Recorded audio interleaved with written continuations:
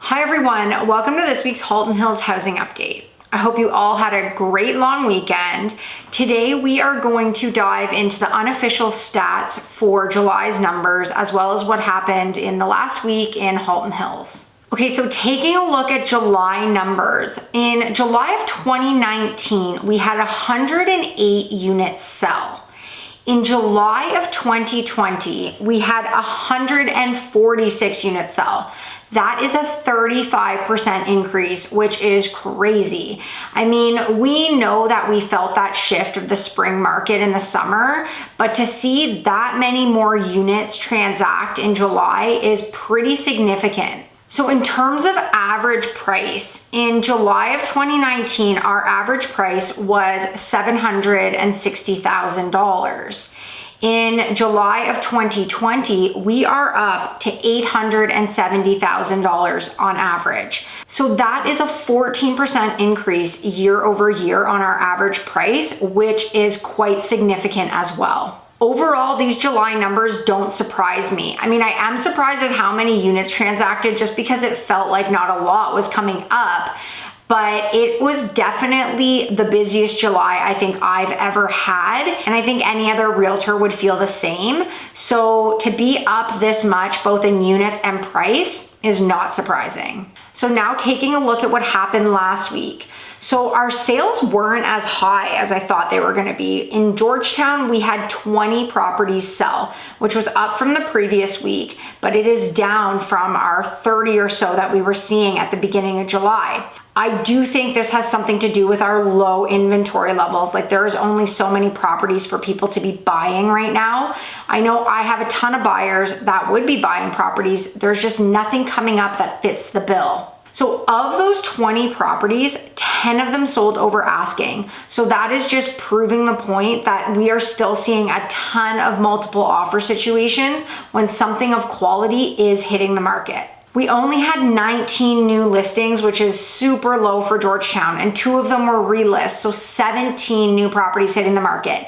That is not nearly enough in Georgetown for the kind of demand we're seeing right now. So in Acton this week, we had 7 properties sell, which is a big number for Acton. 3 of them sold over asking, so nothing crazy, but tons of movement there. We had 5 new properties enter the market and 1 was a relist, so technically only 4 new listings. Inventory just doesn't seem to be keeping up with demand in Acton. In Limehouse and Glen Williams, we had absolutely no activity this week. No new listings as well as no sales. In the rural market, we had 2 properties sell, which is a good number for rural. It's nice to see things move on a week-to-week basis there. We had 2 new properties enter the market, so inventory not changing much there. We do have a ton of properties in the rural area over 1.3 million, and that price point is just always going to be a slower price point to move. So if we can see some lower end rural properties come up, I think we'll see them sell right away. But right now, just a lot of high end inventory sitting in the rural market.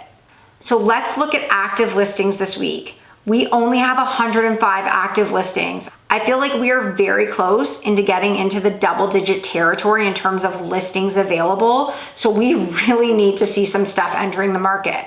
12 of those properties are sold conditional, so we do not have a lot of available inventory across the board in Halton Hills. In Georgetown, our inventory is down significantly this week to 64 active listings. We had a couple properties terminate and not re-enter, so I don't know if they will this week, but we are definitely down in terms of inventory this week. All of our price points that we look at week to week are hurting except for over $1 million. So under 700,000 is down to 13 active listings. Where we saw a huge drop was between 7 and 800,000. Last week we had 13 active listings, and this week we are down to only 8 active listings. So that price point is really hurting for available inventory. Between 800 and $1 million is also down to 12 active listings.